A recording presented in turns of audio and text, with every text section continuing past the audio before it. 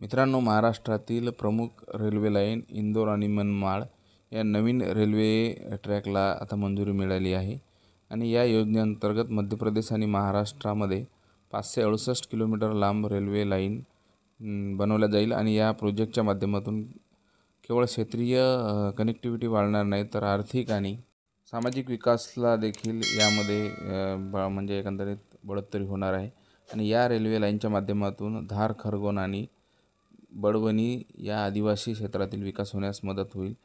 आपण याची डिटेल बघणारच आहोत। तत्पूर्वी आपण चॅनलवर नवीन असाल तर आपल्या चॅनलला सबस्क्राईब करायला विसरू नका।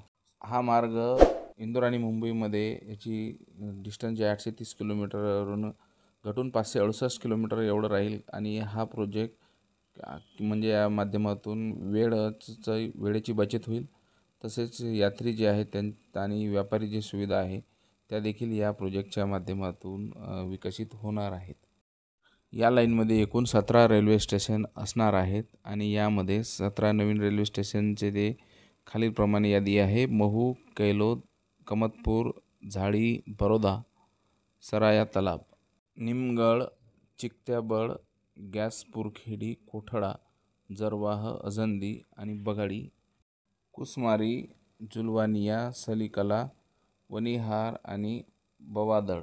ही परियोजना दृष्टिक्षेपात या म्हणजे इंदोर मनमाड नवीन रेल्वे लाईन याचे कुल डिस्टन्स आहे 568 किलोमीटर, मध्य प्रदेश आणि महाराष्ट्राला जोडेल आणि यामध्ये 17 मध्य प्रदेशमध्ये स्टेशन असणार आहे।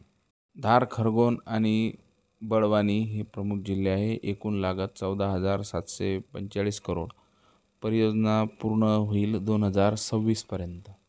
ही महाराष्ट्र आणि मध्य प्रदेशला जोडणारी इंदोर मनमाड रेल्वे लाईन तसेच अकोला खंडवा रेल्वे याचं म्हणजे ब्रॉडगेजकरण चालू आहे। तोही मित्रांनो मध्य प्रदेश आणि महाराष्ट्राला जोडणारा महत्त्वाचा ट्रॅक आहे आणि हा पण इंदोर आणि मनमाड हाही मध्य प्रदेश आणि महाराष्ट्राला जोडणारा तसेच आदिवासी विभागाला कनेक्टिव्हिटी देणारा हा प्रोजेक्ट। बघूया आता कधीपर्यंत पूर्ण होतो। तर ही होती मित्रांनो या प्रोजेक्ट संदर्भात छोटीशी अपडेट। आपल्याला व्हिडिओ आवडल्यास आपल्या चॅनलला लाईक, सबस्क्राईब आणि शेअर करायला विसरू नका। भेटूया पुढील व्हिडिओमध्ये, तोपर्यंत धन्यवाद।